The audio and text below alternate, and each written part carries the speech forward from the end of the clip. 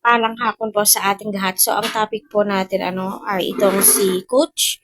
Ay, may pa-request kay Dara na kung pwede daw, no, na isama ni Dara itong si Carla sa jeep.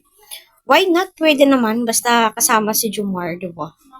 Hirap naman kapag hindi kasama si Jumar, si Dara lang at si Carla at ang buong team. Eh, mas masaya kapag nandyan si Jumar. Di ba? Para bantay sirado. So, dapat nga bang magselo si Jomar kay coach? Para sa akin, hindi. Kasi nga po, mas lamang ang may alam, charot. Hindi.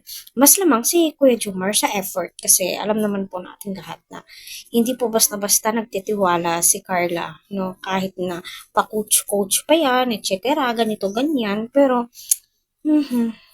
ganyan po talaga, para sa ganun ay may pag-usapan, Pero, mas botong-boto po ako kay Jomar kasi kita naman po natin yung effort niya, at masaya si Carla, So, dito ay napatingin na lamang po si Dara dahil nga, bakit nasabi ni Coach yun, So, sabi nga nila may gusto daw po si Coach, kay Carla. Oo, kahit may gusto si Coach kay Carla, pero di natin alam, si Carlo wala namang gusto kay Coach, wala pa rin, di ba?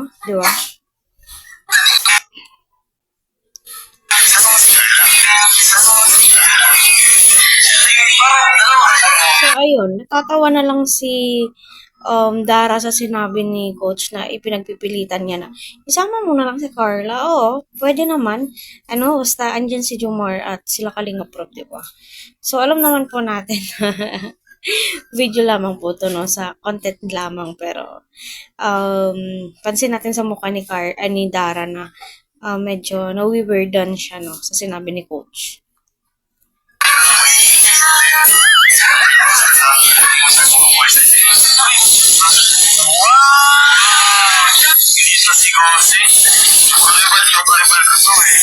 Para sa akin,